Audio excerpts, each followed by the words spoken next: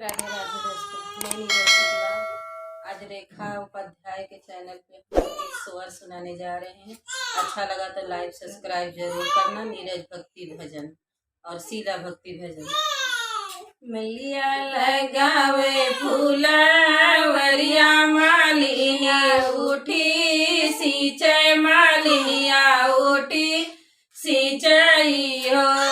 सखिया अपने वसो सखिया अपने खिड़किया से राजा मलैया के झाँकै मालिनिया के झाँकै हो सखिया अपने न हो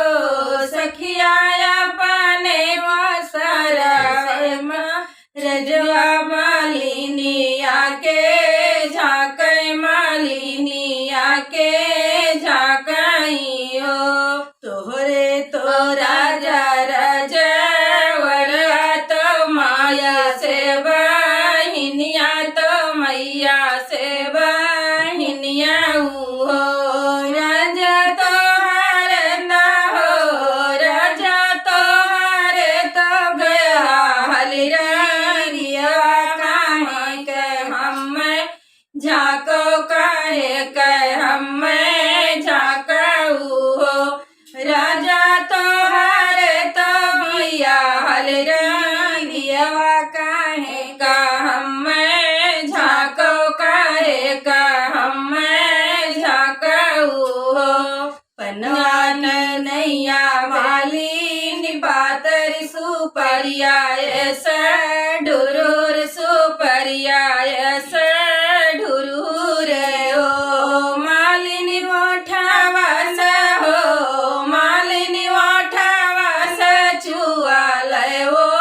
गार नयन रस मोहि नयन रस मोहि हो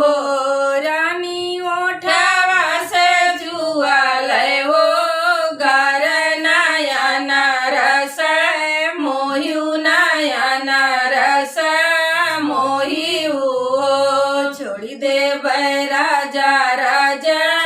वरवा तो माइया बहिनिया तो माइया बहिनिया हो मालिनी छोड़ी देवे हो मालिनी छोड़ी देवे घर हलिरियवा तू आई लैके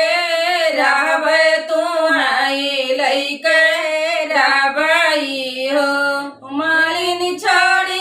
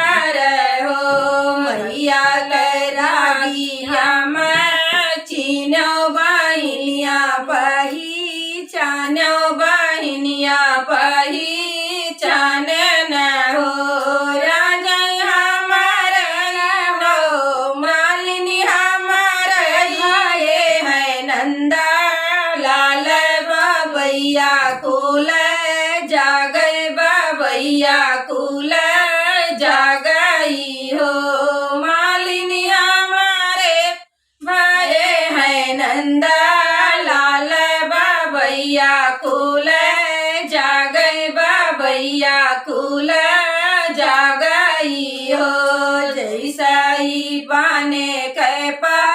तरिया लड़चाई के